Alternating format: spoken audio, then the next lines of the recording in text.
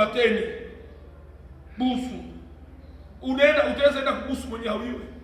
Ile ni alama ya trahison. Haiko busu zote ndio za trahison. Kuna busu zingine za upendo wa kiroho, upendo wa kimungu, upendo wa kweli kweli. Mezingine ni esprit ya trahison, ni roho ya usaliti. Ile mabusu zingine. Sasa utazijuaje?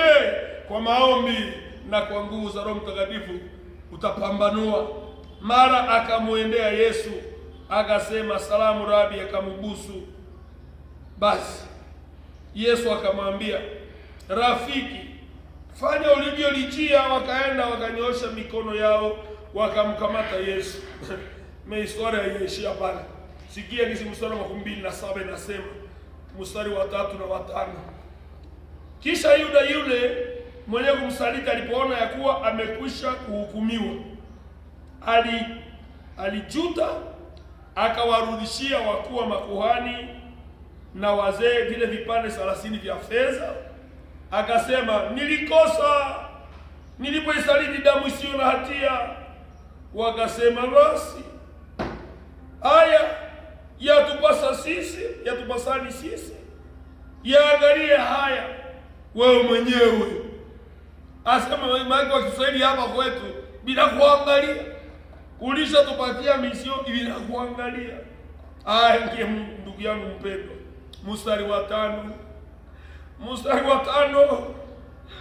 mstari ya uchungu na huruma sana. Akavitupa vile vipande vya fedha katika hekalu, akaondoka, akaenda akajinyonga. Na kwa nashukuru Yesu alisema maadui wa nyumbani wadui wa mtu atakuwa wa nyumbani mwake. Makuhani hawa wanasaliti Yesu juu ya mafaida zao wenyewe, na ndio wale watu wengi wapo wanasalitiana juu ya mafaida zao wenyewe. Mungu anajua roho ya kila mtu. Ndio kile mimi napendea pale. Mungu anajua roho ya kila mtu. Anajua msaliti na anajua mtu mwenyewe katika njia ya kweli na ya haki katika kazi ya Mungu yenyewe kunafanya. Sasa sikia. Hapa saa yenyewe Yuda Iskariote anajinyonga. Alijinyonga na Yesu ngali mzima. Alikuwa amehukumiwa tayari, alikuwa bado hajawekwa msalabani Golgotha. Yuda akamtangulia. Tena mbele ya kujinyonga alikuwa ametupa zile pesa, nikusema na pesa zenyewe hakuzikula na akajinyonga. Na ndio vile watu wengi wapo wanangoya. Na kwa kuweza kuconclude ama kumalizia, Biblia inasema hivi katika Timotheo wa kwanza sura yake ya 6. Timotheo wa kwanza sura ya 6 mstari wa 6 mpaka wa 10. Pale ndio kuna angalisho, na baadaye mstari wa 11 mpaka 12 shauri. Sikia, walakini utaua pamoja na kurizika ni faida kubwa. Utaua maana yake utakatifu. Kwa maana hatukuja na kitu duniani. Niko naona tunaenda kuzika watu kule, banaacha mavitu, banaviacha, watu wengine wanaanza kupigania, bo wenyewe hakuna mwenye banabeba kitu kule. Bangine wala watilia kifoto kaka bandi majina manini vile vyote sawa, wanamuiengea ka kitu kazuri kabaraka pamba sawa, lakini vyake vingaliacha huku biko mara elfu kuliko wenyewe wanamfanizia kule. Kwa hiyo kurizika ama kutosheka ni faida kubwa na maisha matakatifu katika maisha yetu. Tena hatuwezi kutoka na kitu duniani.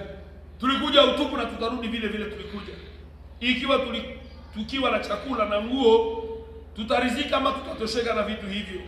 Lakini hao watakao kuwa na mali uangue katika majaribu na tanzi na tamaa nyingi zisizo za maana, zenye kuzuru ziwatosazo wanadamu katika upotevu na uharibifu.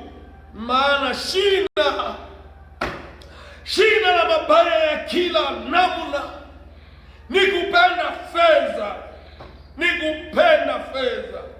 ambayo wengine hali wakiitamani hiyo wamefarakana na imani na kujichoma kwa maumivu mengi.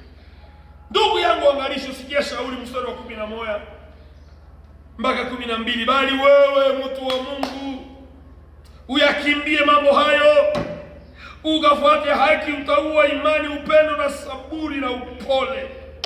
Piga vita vile vizuri vya imani.